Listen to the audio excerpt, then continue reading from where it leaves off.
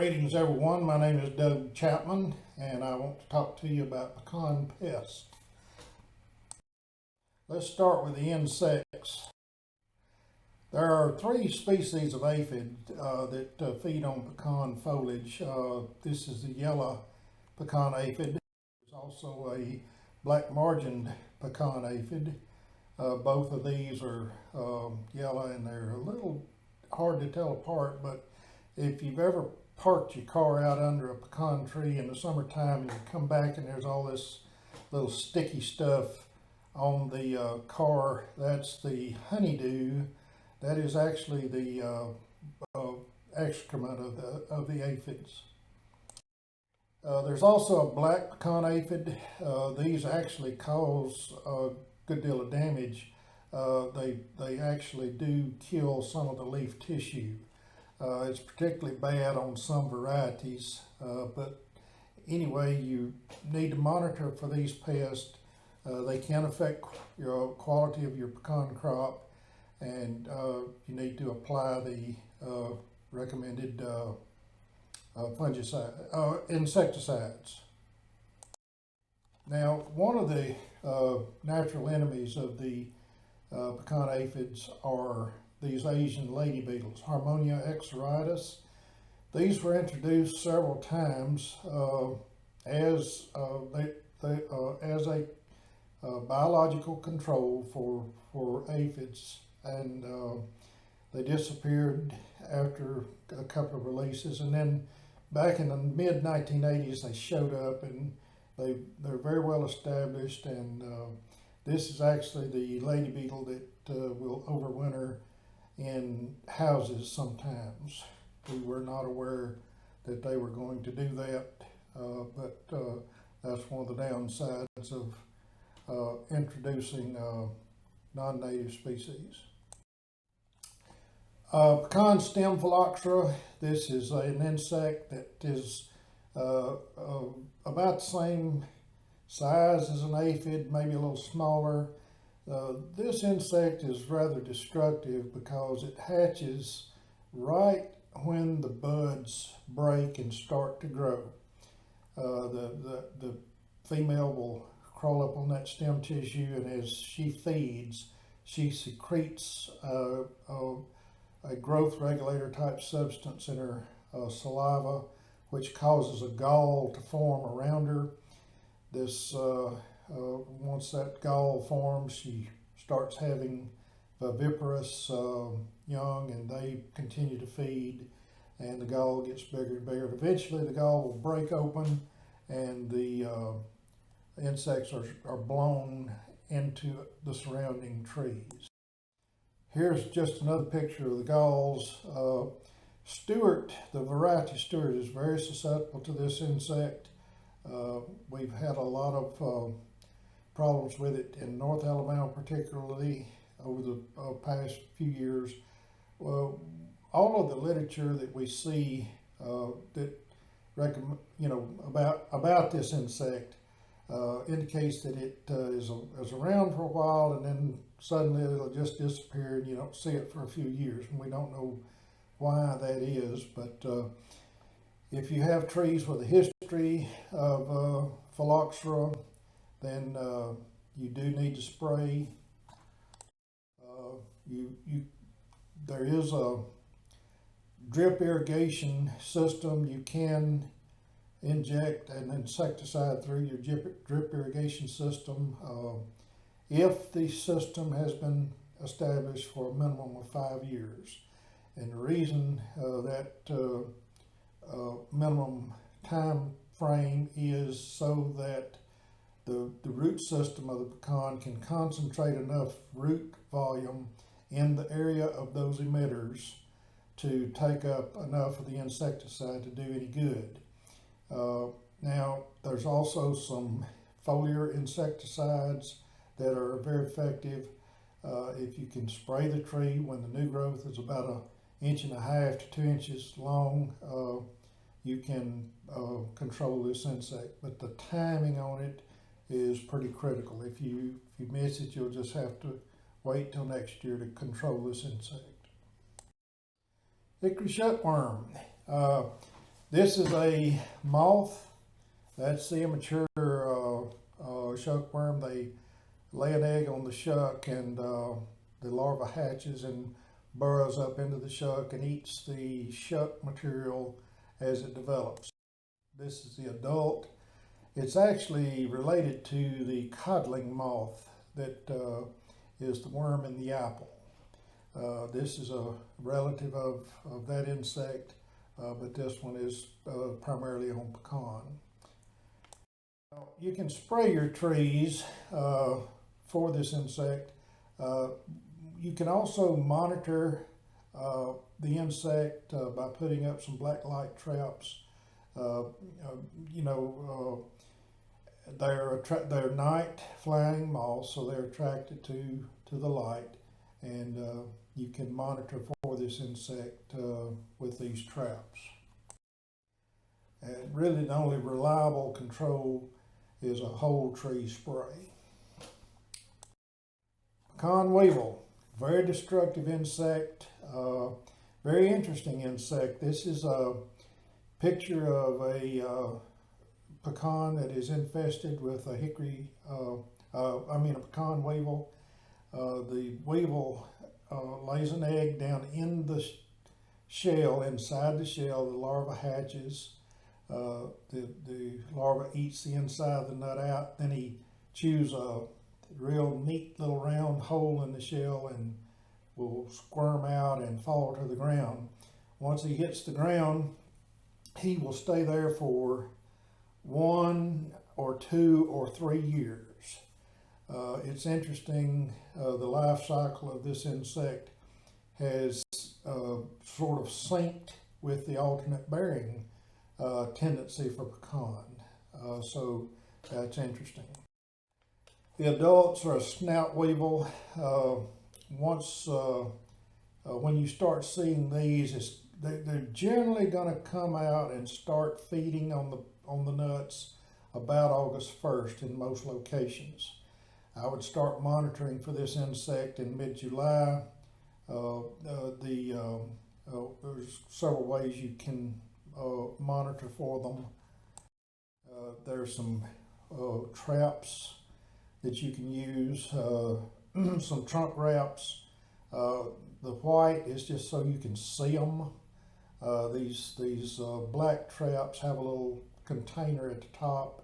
The weevils will crawl up and then get caught in that little trap. There's also a tactile sticky material called tree tanglefoot that you can use. Just do a strip around the bark of the tree, and the insects, as they crawl up the tree, will get stuck in it, and you can see them that way. Most of the time, the only time you know when you really got them is when you start losing a lot of nuts in August, because once that nut is punctured by that weevil feeding, it won't last but another day or two, and it'll fall off. The weevil will eventually mate and lay an egg, and then that starts the cycle over again. The traditional spray is 7, and you do have to spray the whole tree. You need to start monitoring, like I said, in about mid-July. There are some beneficial nematodes that you can get that have shown some promise in controlling this insect. You apply the nematodes to the soil, and they will actually attack the pupa that's in the soil. And just 1 year's worth of experience with this, we've seen a pretty dramatic difference from the previous year now. Don't know if that will continue, but this is one of the biological control methods. There's a couple of others that we'll probably not talk about right now because it's not listed as a recommended control just yet. Pecan nut case bearer. This is another moth. They feed on the developing nut clusters, This is a western insect, and we didn't used to have it here in the east, but it started showing up when we had a lot of equipment moving back and forth between here and Texas and Oklahoma, and so we do have this insect now, and you will have to monitor for it and apply insecticides accordingly. Stink bugs. This is becoming a major pest. It's just simply because we've lost most of the insecticides that are effective against stink bugs. They're a big insect. It takes a pretty good hit to kill them, and they can cause some damage. Primarily the feeding damage is what you see. The stink bug has a piercing, sucking mouth part. Once it pierces the shell of the nut and starts feeding on the kernel, it will, the saliva has some microorganisms in it that turn the kernels dark where those feeding sites are. These are unmarketable, as you can imagine, and you wouldn't want to have this when you harvest pecans. If you have kudzu close by, if you have soybeans nearby, or cotton, once those crops begin to dry down in late summer, you'll see a migration of those stink bugs out of those crops into more succulent, desirable crops. And we see that quite a bit. You must spray the whole tree with a recommended insecticide for control. You can also use trap crops. That's been effective in some locations where you can plant a crop that is more attracted to the insect than the main crop that you're trying to produce. So you would have to time the planting so that the sorghum heads or the millet heads or the sunflower would become attractive when you get the damage from those stink bugs. And we've got a good bit of data on trap crops. If nothing else, it's a good way to monitor for the stink bugs. The grain sorghum variety that is most effective for trap crop is NK300. It'll take a little practice to get your timing just right. Staggering your plantings will be very effective as well. Now, this is just a picture of stink bugs on sunflower, and they are, sunflower is a very attractive crop for stink bugs. Twig girdler. This is actually a minor insect. You do see it occasionally. You'll get calls from homeowners. They'll find a limb out in the yard that looks like somebody cut it with a pair of pruning shears, and it's because this insect will actually crawl up a stem, lay an egg in the stem, and then crawl back down and girdle the stem, because the egg and the larva have to develop on dead wood. And a lot of times you can just pick these things up and destroy them, and the limbs that you find in the yard, just pick them up and destroy them, and it sort of breaks up the cycle a little bit. There's not a lot of them, but you do occasionally see them. Fall webworm. We get a lot of calls about fall webworm. They are unsightly. They eat the pecan foliage, which will impact the quality of the nuts. It's unsightly, and a lot of people want to do something about it, but it's the insect itself is not that difficult to kill. If you're spraying for other insects, you're going to be controlling this insect, but it's one of those things that if you can get to them with an insecticide somehow, you can kill them. If you can't get to them, then you'll just have to put up with them. But most commercial orchards have sprayers that are very effective in killing these insects.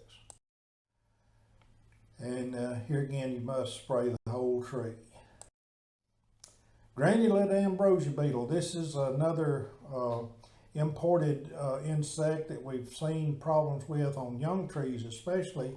This happens to be an apple tree, but the damage, as you can see, the beetles will bore into the stem of a young tree, and they'll send out this frass, these little toothpick looking things, and that's how you know you got them. Well, when you see this, it's too late.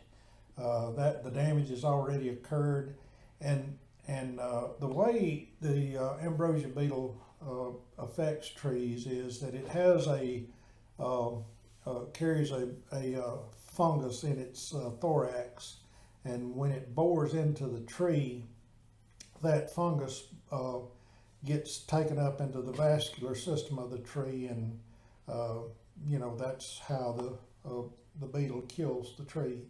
Mostly a pest of young trees, but best time for controlling ambrosia beetle is about the time when the calorie pears are blooming.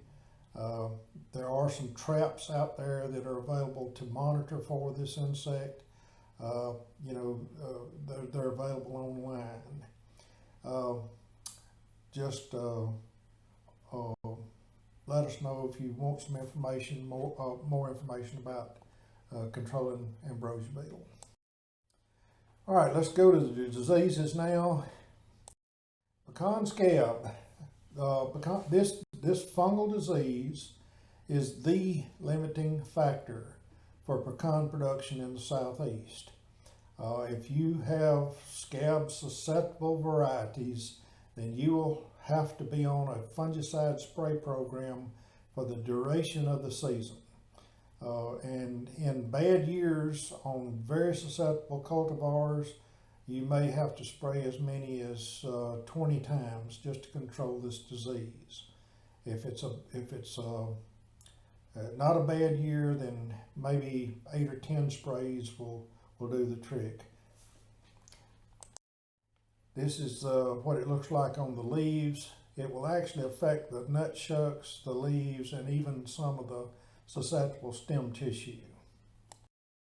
The life cycle of the fungus, it overwinters in debris on the ground. In the springtime, it will sporulate, and the wind currents blow it back up into the tree where it reinfects the developing foliage, and will go out to grow on the pecan tissue throughout the summer, and then in the fall, when the nut shucks ripen and fall, and the leaves fall and everything, you'll go back to the ground. But it's an annual cycle. The pecan fungus actually does have the ability to adapt and change over time.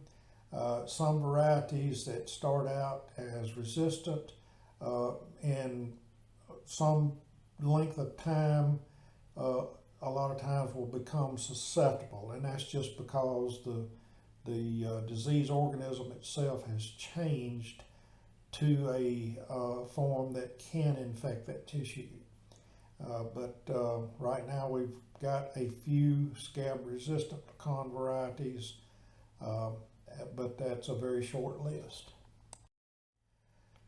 And getting good coverage with your sprayer is the most important thing that you can do for controlling scab. You need to calibrate your sprayer. You need to make sure you get excellent coverage, and and put out enough volume of spray to get that good coverage. There's a number of fungicides that are effective, and you need to rotate your fungicide so that you don't induce any resistant strains of the scab fungus. These are the resistant cultivars at the moment, and Macmillan, Amling, and Gafford are Alabama selections. Elliott is actually an older variety that's still resistant to scab and is still being planted. Kansas and Lakota are two USDA varieties. Two new ones, Huffman and Avalon, or out of the University of Georgia breeding program that have some scab resistance, but the Georgia varieties are patented, so you will have to purchase those from a licensed nursery. Another thing that you can do is to try to keep your orchard floor as clean as possible. If the trees are crowded, if you've got limbs touching adjacent trees, then that orchard is crowded, and you need to keep yield records and thin those trees when that orchard gets crowded. Anything you can do to improve air circulation around the trees will help. Now, they don't have this disease out west. It's primarily home in the southeast, but their arid climate out west, you don't see scab nearly as much as you do here in the southeast. They can actually grow some varieties out there that we can't even grow here. They're so scab susceptible that we just don't have it's not profitable to try to grow them. Powdery mildew, you see this sometimes, but it's generally a secondary disease, and if you're spraying to control scab, you're probably going to be controlling powdery mildew. Downy spot is a disease that you see a lot of times on some varieties, especially Stewart. Stewart is particularly susceptible to it, and is here again, if you're spraying fungicides to control scab, that will help in controlling this disease. There are many fungicides available. You got to spray the whole tree multiple times, beginning at bud break and then continue to just before harvest. 2013 was a really bad scab year, and our main commercial variety, which is desirable, is highly susceptible to scab. Some orchards in Georgia received 22 sprays just to control this disease. At that time, we were getting a good price for the pecans, and the growers were able to afford to do that. I mentioned that fungicides used to control scab will also control some of these other diseases. Zinc deficiency is a nutritional disorder that we see. Typically, it's more of a problem out west where they have high pH soils. If you have a high pH soil and apply zinc to the soil, the zinc is unavailable to plant roots, so they have to apply foliar zinc out west. Here in the southeast, where we have a little more acidic soils, you can apply zinc to the soil, but some of our commercial growers are actually applying the foliar zinc as well here in the southeast now. Sufficiency range for zinc and leaf tissue samples is going to be around 75 to 150 parts per million. Mouse ear is another nutrient deficiency that is actually a nickel deficiency. We typically see this in nursery trees grown in containers. Well, thank you. I've enjoyed this, and let us know if we can help.